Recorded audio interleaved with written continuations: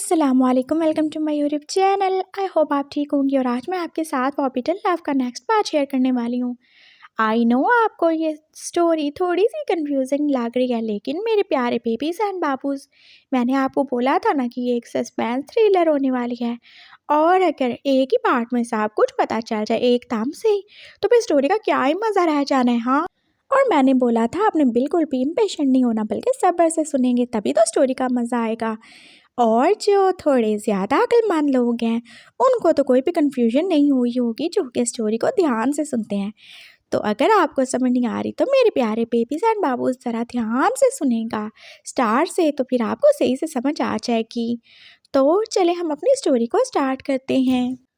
वो शियान वांगजी को बस ऐसे ही अपने बाजू में उठाए अब गेस्ट हाउस की तरफ ले आया था। और वो जाते जाते तो स्पेल पढ़ना बिल्कुल भी नहीं बोला था। हाँ, वो जो भी काला साया था उनके थोड़ा दूर, लेकिन ऊपर ऊपर ही मंडरा रहा था। और वो हाथ से ज़्यादा परेशान हो गया था। हाँ, वो जल्दी से गेस्ट हाउस में जाके पहला काम वो उसको कॉल करके बुलाएगा, यही काम करना था उससे। और उसके बाद ही सब ठीक होगा। वो इस इवल स्पिरिट से अकेले मुकाबला नहीं कर सकता, और वो इंसान है, और वो उसके बिना वो क्या ही है, ऐसा वही सोचता था। ये क्या हो गया हमारे बेटे को? मामा पापा जो एकदम से वांगजी की हालत देख के परेशान ही हो गए थे। आई एम सॉरी, हम वहाँ जंगल में गए थे और ये सब हो गया। और ये इसकी नेक पे क्या हुआ? मामा जो पास वांगजी की नेक से बहते हुए खून की तरफ ही देख रही थी, वो उन्होंने फिर वो शान की तरफ ही देख लिया था। उसके मुंह पे भी तो ऐसे ही ब्लड लगा हुआ था। तुमने ये क्या किया मेरे बेटे के साथ? हाँ, पापा एकदम गुस्से में ही आ गए थे। अंकल प्लीज़ मेरी बात सुन लें। इससे पहले वो शान कुछ बोलता, उनका एक थप्पड़ तो उससे चुप करवा ही चुका था। हमने तुम पे भरोसा किया, अपने बेटे को तुम्हारे हवाले किया, तुम ये सब काम करते थे, तुम इवल स्पिरिट्स को पकड़ते हो। हमने तुम पे इतना ज़्यादा भरोसा किया कि उसे रात को भी तुम्हारे पास छोड़ दिया और तुमने ये सिला दिया है। तुमने क्यों किया हमारे बेटे के साथ ऐसा? उसकी ज़िंदगी पहले कितनी ज़्यादा उलझी हुई है। पहले ही वो अपने इतने साल पुराने मेड को ढूंढ रहा है, और वो तो यहाँ पे इसीलिए आया था। और अब तुमने उसके साथ क्या ही कर दिया है? बताओ अब क्या है उसकी ज़िंदगी, क्या है उसका फ्यूचर, क्या बनेगा उसका? पापा तो एकदम से रोना ही शुरू हो गए थे, और वो शियान शर्मिंदा ही हो गया। अंकल प्लीज़ मेरी बात ध्यान से सुन लें। मैंने ये सब जानबूझ के नहीं किया, और ना ही मैं कोई आउट ऑफ कंट्रोल हुआ था। मुझे ये सब करना पड़ा। अगर मैं नहीं करता तो शायद मैं वांगजी की जान नहीं बचा पाता। क्यों नहीं बचा पाते? हाँ, तुम्हारा यही काम है ना। मामा भी आप उसे देख के गुस्से से ही बोल रही थी, और साथ में वो पास टिश्यू से वांगजी की नेक को साफ भी कर रही थी। आंटी, एक्चुअली मैं अकेले कुछ भी नहीं कर सकता। मेरे पास कोई है, अगर वो मेरे साथ हो तभी मैं कर सकता हूँ। मैं उसे बुला लूँगा, हम उसको पकड़ लेंगे, और ये सब मुझे करना पड़ा। एक्चुअली वो जो भी स्पिरिट है, वो मेरे ख्याल से वांगजी की मेट है, और वही बार बार इसके पीछे आ रही थी। उसने बोला वो इसे लेके जाएगी।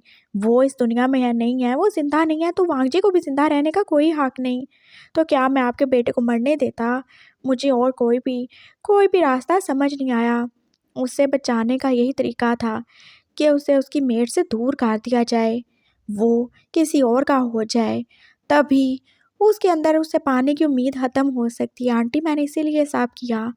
मैं जानता हूँ मैंने गलत किया, लेकिन मेरी नीयत गलत नहीं थी। प्लीज़ आप मुझे गलत मत समझें, वो शियान ने बोला था। और फिर वांगजी के मामा पापा चुप ही हो गए। वांगजी अभी तक बेहोश ही था, और फिर थोड़ी देर के बाद उसने आंखें खोल ही दी थी। ये आपने आपने क्या किया मेरे साथ? वो उठ के बैठ गया, और वो कितना ज़्यादा ही दुखी था। मुझे माफ़ कर दो, मुझे ये सब करना पड़ा। वो तुम्हारी मेट थी ना, इसीलिए तो वो तुम्हें मारना चाहती है ना। वो तुम्हें लेके जाना चाहती है अपने साथ, और वही होगी ना। लेकिन मेरा मेट कोई औरत नहीं है, वो एक लड़का था जिसने मुझे बाइट किया। हाँ, होगा, हो सकता है वो उसी की स्पिरिट हो सकता है वो एक औरत की स्पिरिट बन के आई हो। तुम्हें, हम सब को ऐसे ही गुमराह करने के लिए उसने ये रूप अपनाया हो। अगर वो कोई और है, तो फिर उसने ये क्यों बोला कि वो तुम्हें लेके जाएगी? तुम उसके हो, बताओ, उसने ऐसे क्यों ही बोला? वो मुझे नहीं पता। मैंने जो भी किया तुम्हारी जान बचाने के लिए किया। मैं कैसे देख सकता था कोई मेरे सामने तुम्हें लेके चला जाए? क्या मैं तुम्हें मरने देता? बोलो, मरने देता मैं तुम्हें? तुम्हारे माँ-बाप का क्या होता वांजी? मैं ऐसे नहीं कर सकता। मैं अपने सामने किसी को मरते हुए या किसी परेशानी में नहीं देख सकता। और वैसे भी चाहे वो तुम्हारी मेड हो या तुम्हारा मेट हो, वो मर चुका है। उससे अब कोई भी हक नहीं है तुम्हारी ज़िंदगी बर्बाद करने का। तुम्हारे सामने पूरी ज़िंदगी पड़ी है, क्या तुम हमेशा उसके साथ बंधे रहोगे? बोलो, मैंने ये सब इसीलिए किया ताकि मैं तुम्हें बचा सकूं। मेरा और कोई इरादा नहीं था। आई एम सॉरी, मुझे माफ़ कर दो। मैं अभी उसे कॉल करके बुलाता हूँ। वो आ जाएगा और हम जल्दी उसे पकड़ लेंगे। ये मार्क मिट जाएगा, इसमें कोई भी प्यार नहीं है, कोई फीलिंग नहीं है, कोई इमोशंस नहीं है, कुछ भी नहीं है। ये सब एक समझौता था तुम्हारी जान बचाने के लिए। उसके बाद तुम वापस जा सकते हो, अपनी ज़िंदगी को नए सिरे से स्टार्ट करो। भूल जाओ कोई था या नहीं था। लेकिन वो है, अगर वो सच में मर गया होता तो ये मार्क आज तक मेरे पास नहीं होता। मैं उसे फ़ील कर सकता हूँ, मुझे ऐसे फ़ील होता है जैसे वो मेरे आस-पास है। आप तो जानते हैं ना, अगर मेट में से कोई एक मर जाए तो उसका मार्क खुद ब खुद ख़त्म हो जाता है, लेकिन ये ख़त्म नहीं हुआ। ये आज भी वैसे का वैसा है, तो फिर वो कैसे ही मर सकता है? हाँ, तो मरा नहीं है तो फिर कहाँ है वो? हाँ, बोलो कहाँ ही है वो? क्या वो सिर्फ़ तुम्हें उस दिन ऐसे काटने के लिए आया था? और अगर काट दिया तो फिर वापस क्यों ही नहीं आ रहा? ये कुछ भी नहीं है, तुम अपनी ज़िंदगी बर्बाद कर रहे हो। आही समझ तुम्हें, तुम्हारा कोई भी मेट नहीं है, बिल्कुल भी नहीं है। इस बात को समझो, अपने और अपने माँ-बाप की ज़िंदगी को और ज़्यादा मुश्किल मत बनाओ। मैं कुछ भी नहीं कर रहा, आपने मेरे साथ अच्छा नहीं किया। मैंने कुछ भी गलत नहीं किया, और अगर इस दुनिया में फ़िलहाल तुम्हारा कोई मेट है तो वो मैं हूँ। हाय समझ, इसके अलावा कोई भी नहीं। आप चुप करके बैठ जाओ, मेरा दिमाग ख़राब करने की कोशिश मत करना। बहुत ज़्यादा ही हो गया आप तो। वो शान को एकदम से गुस्सा आ ही गया था। हाँ, वो इतना गुस्सा करता नहीं था, लेकिन जब उसे आता था तो बहुत ज़्यादा ही आता था। उसके अंदर की वो आधी आग जो कि भड़क ही उठती थी। वो बैठ गया था, फिर उसने वूश को कॉल ही मिला ली थी। कहाँ हो तुम? मुझे तुम्हारी ज़रूरत है। वो शियान, मैं जा रहा हूँ। कहाँ जा रहे हो तुम? वो नानू है ना, उन्होंने मुझे बुलाया। उन्होंने बोला मुझे वहाँ पे रहना होगा 3-4 दिन के लिए, इसलिए मैं जा रहा हूँ। लेकिन तुम ऐसे नहीं जा सकते ना, मुझे तुम्हारी ज़रूरत है। आई एम सॉरी, मुझे जाना होगा। तुम जानते हो ना नानू कितने ज़्यादा स्ट्रिक्ट हैं। उन्होंने बोला मुझे जाना ही होगा और मुझे कुछ नए स्पेल सीखने होंगे जिससे मैं और ज़्यादा पावरफुल बन जाऊँगा। तुम्हारी सेफ्टी के लिए मुझे जाना होगा। मैं कुछ नहीं कर सकता। मैं उनका ग़ुलाम हूँ। तुम जानते हो ना, अगर मैं उनके कहे के खिलाफ़ क्या वो मुझे मार डालेंगे, जला डालेंगे। मुझे माफ़ कर दो शियान, मैं बस 4 दिन के बाद आ जाऊँगा। प्लीज़ समझ जाओ। मेरे भाई, मुझे मजबूर मत करो। तुम बोलोगे तो मैं तुम्हारी खातिर जान भी दे दूँगा। मैं आ जाऊँगा। क्या तुम यही चाहते हो? नहीं, नहीं, मैं ये कब चाहता हूँ कि तुम मर जाओ। तुम चले जाओ, मैं देख लूँगा।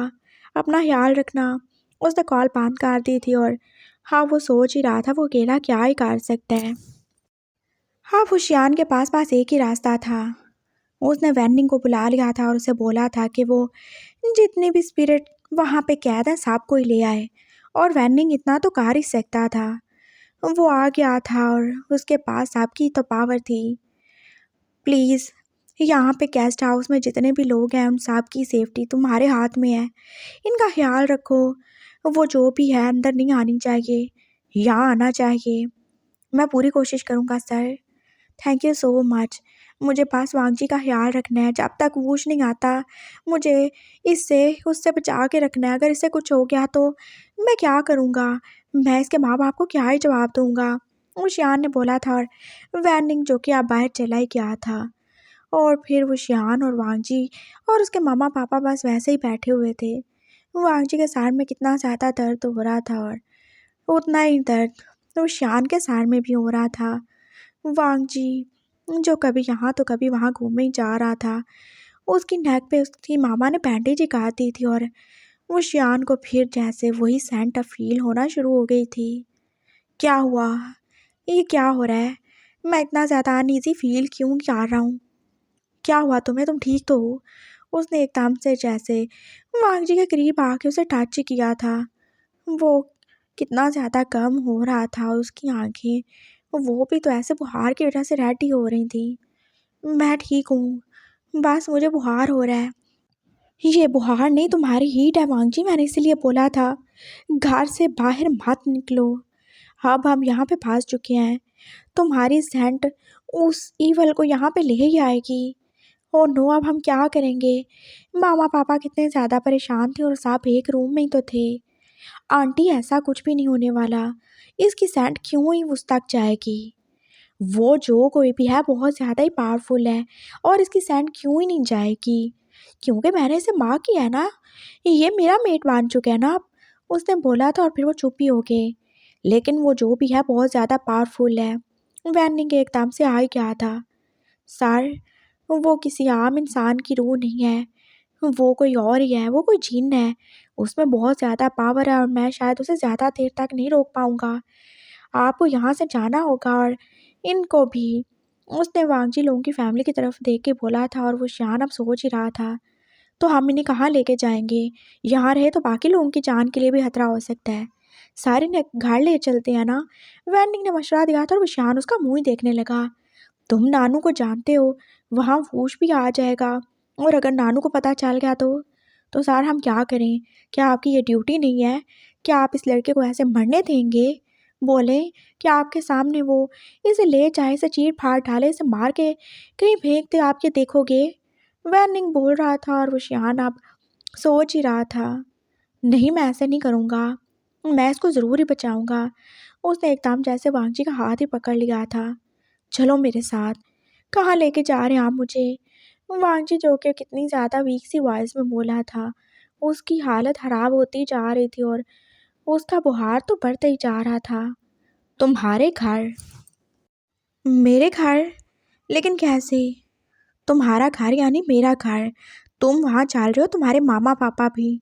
हम यहाँ पे कुछ भी नहीं कर सकते। मेरा घर सेफ है और वहाँ पे मैं इतना ज़्यादा वीक नहीं होता। चलो मेरे साथ। वैनिंग, तुम हमारे साथ ही चल रहे हो। और मामा पापा ने कितनी जल्दी जल्दी अपना सामान पैक कर ही लिया था, उनके पास फ़िलहाल यही रास्ता था। वो कैसे वांगजी को ऐसे छोड़ के जा सकते थे। जाते जाते भी तो वो कितना ज़्यादा ही डर रहे थे। वैनिंग जो के पास उस इवल स्पिरिट से फाइट किए ही जा रहा था और वो शान के स्पेल भी तो साथ साथ में ही थे और ऐसे ही वो घर पहुंच ही चुके थे। वो जो भी था अंदर भी आ ही चुका था और उसने एकदम से आके जैसे फिर से वांगजी की बॉडी को अपने कब्जे में कर लिया था। वांगजी ने एकदम से वो शान से अपना हाथ हटाया था और वो शान जो कि दूर ही जा गिरा था। तुम्हें मेरी बात समझ नहीं आती क्या? तुम पागल हो गए हो जो इसे यहाँ पे लेकर आ गए अपने घर में? कौन हो तुम? मैंने बोला ना इसे छोड़ दो, ये तुम्हारे साथ नहीं जाएगा, इसका क्या कसूर है? वो शियान ने फिर से आगे बढ़ के पूछा था। इसका कोई कसूर नहीं है, इसे किसी और के कसूर की सज़ा मिलेगी। मैं इसे बिल्कुल भी नहीं छोड़ने वाली, इसको मरना ही होगा। लेकिन नहीं, इसको नहीं मारो ना, इसका क्या कसूर है? तुम्हारे साथ अगर किसी ने गलत किया है तो तुम उसे सज़ा दो, मैं उसे सज़ा दूंगी। लेकिन तुम जानते हो, जब हमारे अपने को दर्द होता है तो हमें खुद से ज़्यादा तकलीफ़ महसूस होती है। मैं भी उसे वही दर्द देना चाहती हूँ। ये बस मार के ही रहेगा और तुम देखना मैं कैसे इसके टुकड़े टुकड़े करूँगी। मैं इसे बिल्कुल भी नहीं छोड़ूंगी। वांगजी के अंदर वो बोल ही रही थी और वांगजी जो कैसे अब अजीब तरह से ही लग रहा था। उसकी आंखें जो सारी की सारी ब्लैक हो चुकी थी, बाल बिखर ही चुके थे। प्लीज़ ऐसा कुछ मत करो। वांगजी की मामा आगी हुई थी लेकिन उसने उन्हें भी उठा के फेंक ही दिया था। उनका साथ टेबल से लगा था और वो वहीं गिर चुकी थी। वांगजी क्या हो गया तुम्हें? पापा भी आगे बढ़े थे लेकिन अब वो बस पापा के ऊपर भी अटैक करने ही वाला था लेकिन उस शान ने उसे पकड़ लिया। रुक जाओ, ऐसा मत करो। वो तुम्हारे पापा हैं, वो तुम्हारी माँ है। होश में आओ वांगजी। मेरा कोई माँ बाप नहीं है, समझ गए तुम? मैं यहाँ पे बस अपना बदला लेने आई हूँ और मुझे इन्हें मारना ही है। मैं सबको मार डालूंगी, छोड़ दो इसे। मैं तुम्हें कुछ नहीं करना चाहती, इससे दूर हो जाओ। मैं इसे नहीं छोड़ सकता, ये मेरा है, ये मेरा मेट है। मैं इसको ऐसे मुसीबत में बिल्कुल नहीं छोड़ सकता। अच्छा, तो ठीक है, मत छोड़ो। आप इसे अपने सामने मरता हुआ देखो। उसने एकदम से फ्रूट बास्केट में रखी हुई वो नाव उठा ली थी और फिर देखते ही देखते वांगजी ने जैसे अपने हाथ की नास को काट ही लिया था और कितना सारा खून ही निकलने लगा और वो कैसे बस पागलों की तरह उसे देख के हंसे ही जा रहा था। रुक जाओ प्लीज़, रुक जाओ, ऐसे मत करो, इसे मत मारो, इसका क्या कसूर है। वो शानबाज इतना ही बोल रहा था और वैनिंग वो बेचारा भी क्या ही कर सकता था। वो जो भी था उन सबसे ज़्यादा ही पावरफुल था। प्लीज़ रुक जाओ। नहीं रुकूंगी मैंने तुम्हें बोला था ना इससे दूर रहो। और अब तुम्हारे भी यही सज़ा है कि तुम इसे अपने सामने मरते हुए देखो। ये कोई तुम्हारा मेट नहीं है, तुम्हारा और इसका कभी भी कोई रिलेशन नहीं हो सकता। ये एक इलीगल रिलेशन है, एक हराम मोहब्बत है, एक फॉरबिडन रिलेशनशिप है जो कभी पूरा नहीं हो सकता। इससे दूर रहो, इससे कभी भी प्यार मत करना, ना इससे करीब आना। और ये ज़िंदा रहेगा तो तब कुछ होगा ना। और इसके साथ ही वांगजी ने अपने दूसरे हाथ पे भी काट लगा ही लिया था। उसके दोनों हाथों से ब्लड निकल ही रहा था और नाइफ अभी तक उसके हाथ में ही थी। और पास अब वो नाइफ अपने नेक के करीब ही लेके जा रहा था। ओह देखो, अब सबसे ज़्यादा ही मज़ा आने वाला है। अब ये पास अपने गले को ही काटेगा और फिर देखना कितना सारे खून निकलेगा। उफ, कितना पसंद है ना मुझे खून का लाल लाल रंग। वो बोल रहा था और फिर तो शियान जो कि अब डर ही गया था। क्या वांगजी ऐसे ही उसके सामने खुद की जान ले लेगा, वो भी बिना कसूर के अनजाने में ही। उसने एकदम से वांगजी के नेक पे वो नाइफ रख ही दी थी और अब वो चलने ही वाली थी। वो शियान ने बस पूरी फोर्स से आगे बढ़ के वांगजी को एकदम से हाथ ही काट लिया था और वो नाइफ उसके हाथ से लेके फेंक ही दी थी। ये मेरा, मैं इसे नहीं मरने दूंगा, उसने बस ज़ोर से ही बोला था और उसकी आंखें एकदम से ऐसे रेड ही हो चुकी थी जिनसे बस आग ही निकल रही थी। उसने वांगजी को ज़ोर से हाथ काट लिया था और हाँ वो उसे भालू से पकड़ के जैसे उसके होंठों पे किस ही कर रहा था। मैं तुम्हें अपनी पावर देता हूँ, अब तुम्हारी और मेरी जान एक हो जाएगी। अगर तुम्हें कोई दर्द होगा तो वो मुझे भी होगा।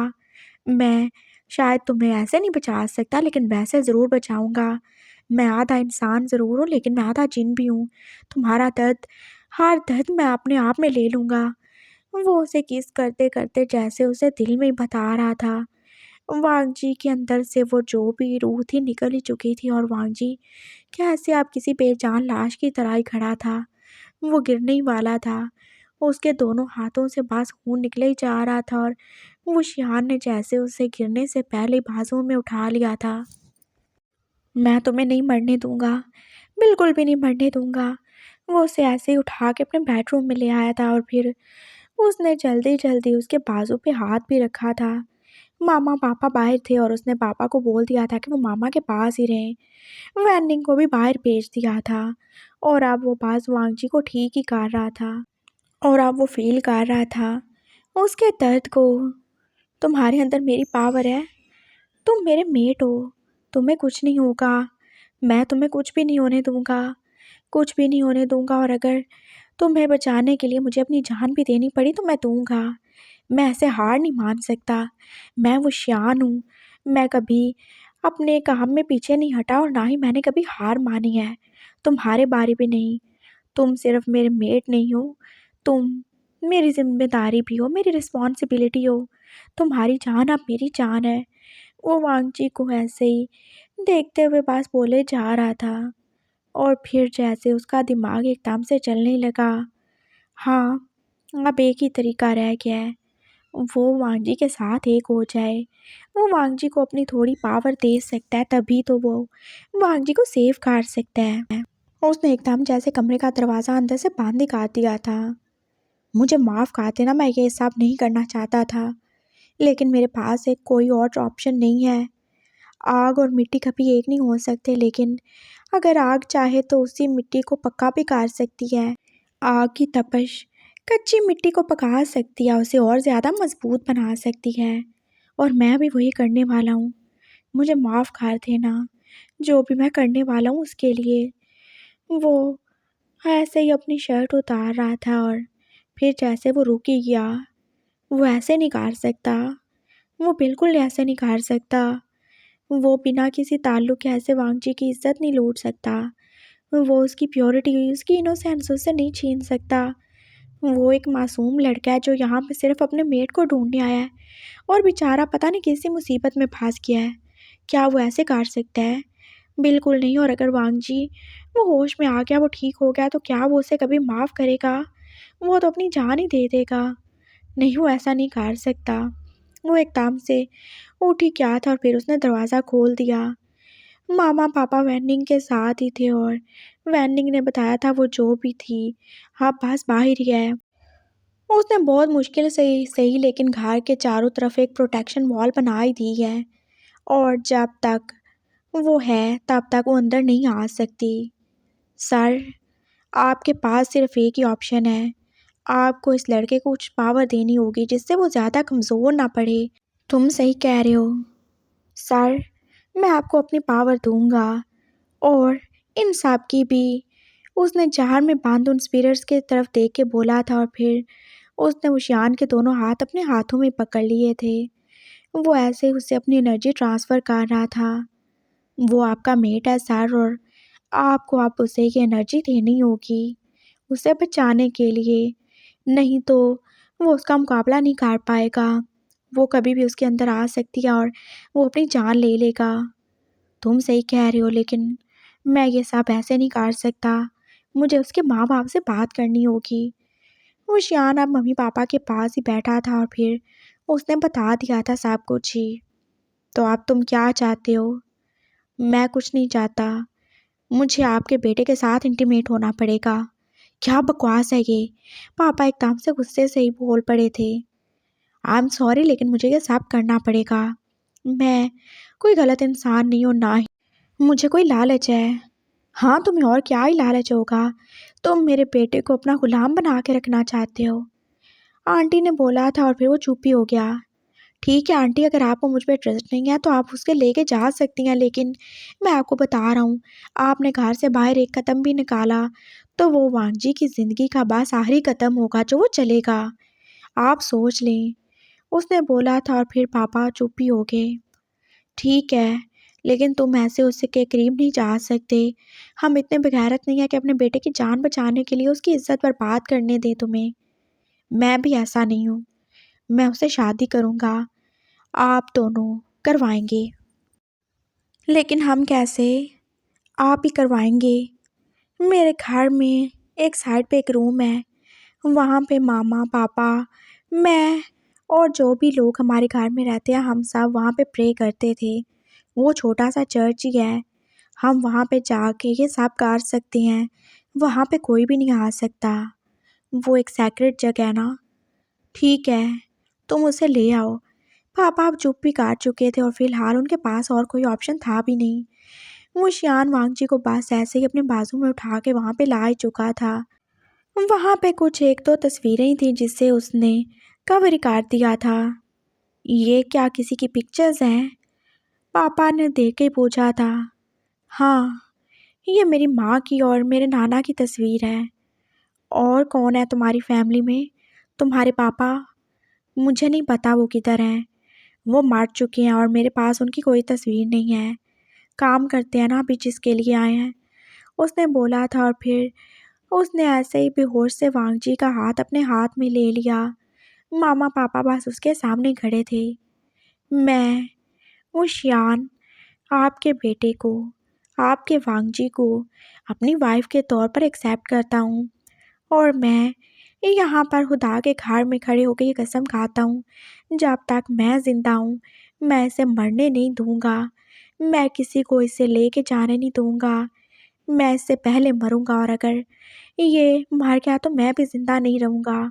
ये मेरी रिस्पॉन्सिबिलिटी है। मैं इसे अपनी वाइफ के तौर पर कबूल करता हूँ।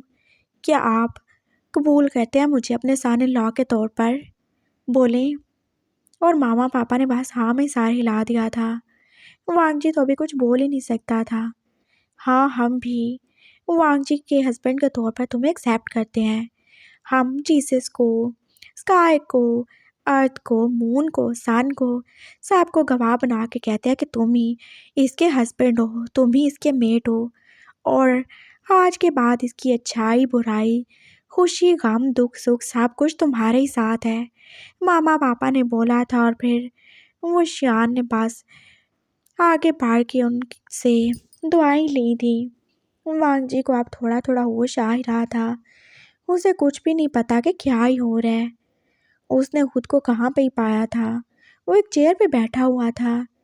वो शान उसके करीब आया था और उसने अपने हाथ से वो रिंग उतार के उसे पहनाई दी थी। शादी मुबारक हो वांग जी, उसने हल्का सा स्माइल करके बोला था। और वांग जी, जिसने अभी पूरी तरह से सही से आंखें भी नहीं खोली थी, उसे कुछ भी समझ नहीं आ रहा था ये सब क्या हो रहा है। शादी? कौन सी शादी? किसकी शादी? वो बुहार में जैसे ताप ही रहा था। उसका गोरा रंग जो कि अब लाल ही पड़ चुका था। हमारी शादी? और किसकी? वो शियान ने प्यार से बोला था और फिर उसने मामा पापा की तरफ ही देखा था, जिन्होंने बस सारी हिला दिया था। और उसने हैरान परेशान से वांग जी को अपने करीब करके उसे किस भी कर ली थी। Welcome to my life, my newly wedded wife Wang ji. वो शाबाश जा ही रहा था। उसे जंगल के रास्ते से ही तो जाना था। हाँ, चला जाऊंगा। वांग जी भी तो चला ही गया है ना। मैं ऐसे ही बस 3-4 दिन वहाँ पे नानू के साथ गुजारूंगा। अच्छा टाइम गुजर जाएगा बाकी अपने जैसे लोगों के साथ, और जल्दी आ जाऊंगा। वो शियान को भी मेरी ज़रूरत है। हो वांग जी, तुम कब वापस आओगे? मैं तुम्हारे बिना कैसे रहूँगा? वो जैसे उसे याद करते करते रो भी रहा था। हाँ, वो एक जिन था, लेकिन फिर भी उसकी आंखों में आंसू ही थे। उसके गरम गरम आंसू जो के पास बहे जा रहे थे। उसने कभी नहीं सोचा था वो किसी से इतना ज़्यादा प्यार करेगा। उसके बिना तो उसका जीना ही मुहाल हो जाएगा। वांग जी का प्यार, उसकी बातें, उसका इतना करीब होना, उसका ऐसे वो उसकी सच्चाई जानने के बाद प्यार करना, उसे एक्सेप्ट करना, उससे इतना ज़्यादा प्यार करना, हर चीज़ ही तो उसे याद आई जा रही थी। तुम मेरी जान हो वांग जी, देखना सब ठीक हो जाएगा। जब तुम आ जाओगे तो मैं उसको बता दूंगा। हाँ, वो शियान को समझ नहीं होगा। हम दोनों मिल के उसके लिए कोई अच्छी सी लड़की भी ढूंढेंगे। यहाँ कोई प्यारा सा ओमेगा बिल्कुल तुम्हारे जैसा, और वो खुश रहेगा अपनी लाइफ में। वो सोच रहा था तभी जैसे उसके पाँव से कोई चीज़ ही टकराई थी। ओ, ये क्या है? उसने देखा था वो एक प्यारा सा छोटा सा एक बनी था, बिल्कुल वाइट कलर का, जो ऐसे उसके पाँव के ऊपर ही बैठा था। और वो कितना ज़्यादा ही गर्म था। ओह, तुम कहाँ से आ गए? उसने जैसे प्यार से उसे उठा लिया था। तुम कितने ज़्यादा क्यूट हो। उस बनी ने प्यार से उसकी तरफ देखा था और उसकी आंखें कैसे चमकने लगी थी। वो तो उसके हाथ पे जैसे चिमट ही गया था। अरे, तुम्हें अपने घर नहीं जाना क्या? और उसने जैसे नाम में सार हिला दिया। वो एकदम से हैरान ही रह गया। अरे, ये क्या है? क्या ये मेरी बातें समझ सकता है? ओए, क्या तुम मेरी तरह कोई जिन्न हो? हाँ, जो ऐसे किसी जानवर के रूप में ही हो। उसने ऐसे उससे बात की थी, लेकिन बनी ने कुछ भी नहीं किया। वो ऐसे ही उसके हाथों में था और उसने अपना फेस जो उसके सीने में छुपा लिया। अरे वाह, कितने ज़्यादा कोई ठरकी हो तुम, छोटे से खरगोश। वो उसको एकदम से हंसी आ गई थी। तो तुम अपने घर नहीं जाना चाहते क्या? उसने प्यार से उसको सहलाते हुए बोला था। उसकी स्किन कितनी ज़्यादा सॉफ्ट थी और उसके बाल हाथ से ज़्यादा ही सॉफ्ट थे। उसकी आंखें वो तो बहुत ज़्यादा ही प्यारी थी, और उसकी आंखें देख के जैसे वो उसको किसी और की आंखें याद आई थी। और जैसे उस बनी को पकड़ के वो होती हंस दिया। ओ वांग जी, तुमने मुझे कितना पागल कर दिया है। मुझे आप देखो जानवरों में भी जैसे तुम भी नज़र आते हो। चलो डार्लिंग, तुम भी साथ चलने वाले हो क्या मेरे? उसने उस खरगोश से पूछा था और फिर उसे अपने साथ ही लगा लिया था। चलो, अच्छा है तुम भी चलो। वैसे भी अगर तुम्हारा कोई होता तो तुम्हें ऐसे थोड़ी छोड़ देता। तुम मेरे साथ रहना। जानते हो, वो शियान को भी बनीस बहुत ज़्यादा ही पसंद है। हम सब मिल के रहेंगे। हम तुम्हारे लिए भी कोई और ढूंढ ही लेंगे। वो ऐसे उसे बातें करता हुआ लेके जा रहा था और वो छोटा सा बनी जो कि अब उसके शोल्डर पे आके बैठ ही चुका था, और वो कैसे अपनी सीट को मजबूत ही काट चुका था। लगता है तुम्हें मुझसे प्यार ही हो गया है। उसने उसको फिर से अपने हाथों में ले लिया था और फिर उसे किस भी की थी। ओह, तुम हाथ से ज़्यादा ही क्यूट हो। मुझे भी तुम काफ़ी ज़्यादा अच्छे लगे। मुझे लगता है अब मैं बाकी दिन तुम्हारे साथ ही रहने वाला हूँ। वो ऐसे ही उससे बातें करते करते जा रहा था और वो बनी कितना ज़्यादा ही खुश था वो उसके साथ। और वो तो अपनी सारी टेंशन जैसे एकदम से भूल ही गया था उस प्यारे से छोटे से जानवर के साथ। मैं शादी को नहीं मानता। मेरी ज़िंदगी है या क्या कोई फिल्म या ड्रामा है। वांगजी जो अब रोते रोते ही बोल रहा था, उसे होश आ ही चुका था। वो शियान के बेड पे ही बैठा हुआ था और उसे जब से ये पता चला था वो शियान ने कैसे ही उसकी बेहोशी का नाजायज़ फ़ायदा उठा के उसे शादी का लिया, वहाँ से ज़्यादा ही गुस्सा था। मैं आपको बिल्कुल माफ़ नहीं करूँगा सर। आपको ऐसा हरगिज़ नहीं करना चाहिए था। मेरी ज़िंदगी बर्बाद हो गई है। अरे! ज़िंदगी बर्बाद नहीं हुई, तुम्हारी ज़िंदगी बचाने के लिए ये सब किया है। और क्या मुझे तुमसे कोई प्यार हो गया था जो मैंने ये सब किया है? वो शियान ने जल के ही बोला था। मामा-पापा बस चुपचाप ही बैठे थे और मामा-पापा आप, हाँ, कितनी बातें करते थे आप, कुछ नहीं होने देंगे ये, वो और पता नहीं क्या-क्या ही बोलते थे और कैसे आपने मुझे अनजान आदमी के हवाले कर दिया। हमें ये करना पड़ा, पापा ने बोला था और वो शियान अब चुप ही था। मैं कोई नहीं इस शादी को मानता। चले हम अभी घर जा रहे हैं, इससे तो अच्छा है वो आके मुझे मार ही डाले। अच्छा, तुम इतने ज़्यादा पागल हो चुके हो, अगर तुम्हें कुछ हो गया तो हम क्या ज़िंदा रहेंगे? मामा फिर से रोना शुरू हो गई थी और वांगजी चुप भी हो गया। आंटी प्लीज़ आप चुप हो जाइए, ये ले पानी पिए। वैनिंग ने उन्हें ला के पानी दिया था। और सर, वो बहुत अच्छे हैं। आपके बेटे को इनसे ज़्यादा अच्छा कोई मिल सकता था क्या? जिन्होंने एक मार्क डुमैका को फिर से मार किया, उसे अपना बनाया, उसकी जान बचाने के लिए ये सब किया। और आप जानती हैं उनके नानू वो कितने ज़्यादा स्ट्रिक्ट हैं और अगर उन्हें कोई बात बुरी लगे तो वो तो अगले बंदे की जान तक ले लेते हैं। उन्होंने आपके बारे में सोचा, आपके बेटे के बारे में सोचा है। आप प्लीज़ इसे समझाएँ। ओए! तुम क्या बात कर रहे हो? हाँ, नौकर कहीं के। मैं कोई पागल हूँ जो मुझे समझाएँगे? वो रो रहा था और उसे कितना ज़्यादा पेन भी हो रहा था। उसकी पहली हीट का पहला-पहला पेन। उसकी बॉडी में भी पेन था, उसके दिमाग में भी और उसके दिल में भी।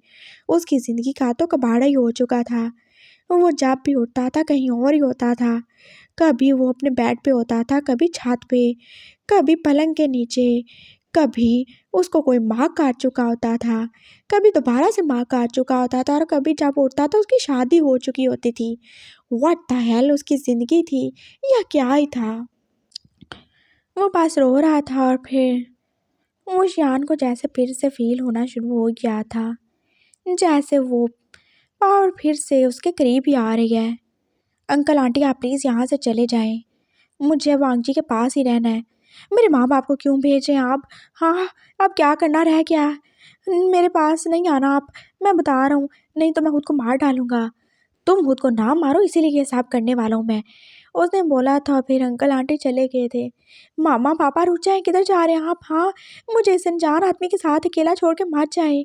वो बोल रहा था और उसने जल्दी से बेड से उठने की कोशिश की थी लेकिन वो तो हाथ से ज़्यादा ही वीक हो चुका था। उसकी हीट ने और उससे इतने ज़्यादा निकलने वाले ब्लड ने जैसे वीक ही काट डाला था। उसने अपने हाथों का हाल देख ही लिया था जो उसने किया था। हाँ, अब उनमें इतना दर्द नहीं था क्योंकि वो शियान ने उसे ठीक किया था लेकिन कुछ-कुछ तो था ही। तुमने देखो अपनी क्या हालत कर ली, हाँ? और मैं सब तुम्हारे लिए कर रहा हूँ। तुम मुझे क्यों ही गलत समझ रहे हो? वो शियान ने अंदर से दरवाज़ा लॉक करके उसके करीब ही आते हुए बोला था। वो जैसे बेड पे गिर ही चुका था। मैं चल भी नहीं पा रहा हूँ। मैं इतना कमज़ोर हो चुका हूँ। मैंने कभी सोचा भी नहीं था कि मैं ऐसा हो जाऊँगा।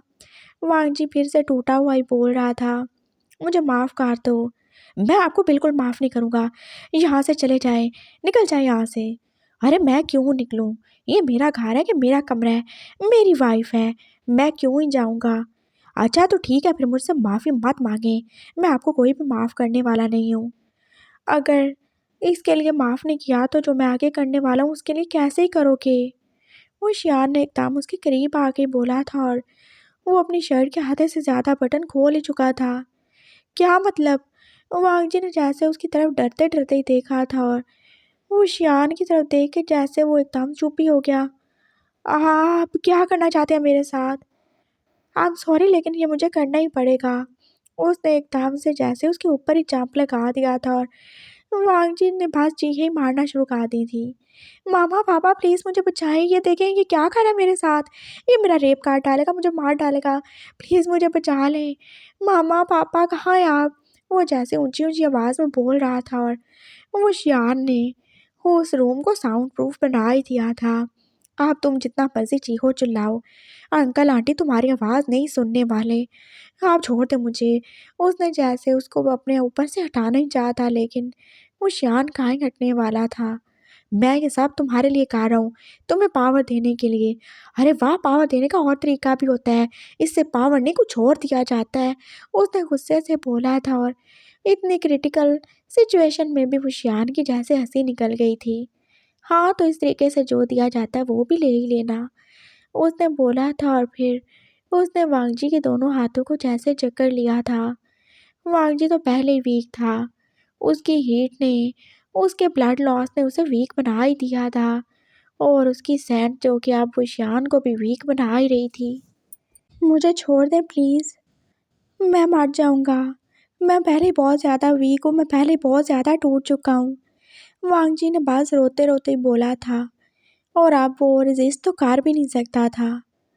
आई एम सॉरी लेकिन मुझे ये सब करना ही पड़ेगा, मैं नहीं रुक सकता, मुझे माफ़ कर देना। और हाँ इसके लिए भी जो अब होने वाला है। क्या? वांगजी ने फिर से उसकी आंखों में देखा था, वो डर ही गया था। वो आंखें अब शियान की नहीं बल्कि किसी और की थी, ब्लू कलर की आंखें जिनमें बस आग ही थी जो अंदर से रेड ही थी। नो, ऐसा नहीं हो सकता, मेरा हस्बैंड वो इंसान ही नहीं है। वांगजी ने जैसे इतना ही सोचा था और फिर वो शियान जो ऐसे ही बोल रहा था, मुझे माफ़ करना लेकिन तुम्हें अब एक इंसान नहीं बल्कि एक जिन को ही बर्दाश्त करना होगा और मैं कोई तुम्हारा पेन काम नहीं कर सकता। वो शियान ने बस इतना ही बोला था और अगले ही लम्हे वांगजी ने जैसे अपने सारे कपड़ों को गायब भी पाया था और वो शियान के भी।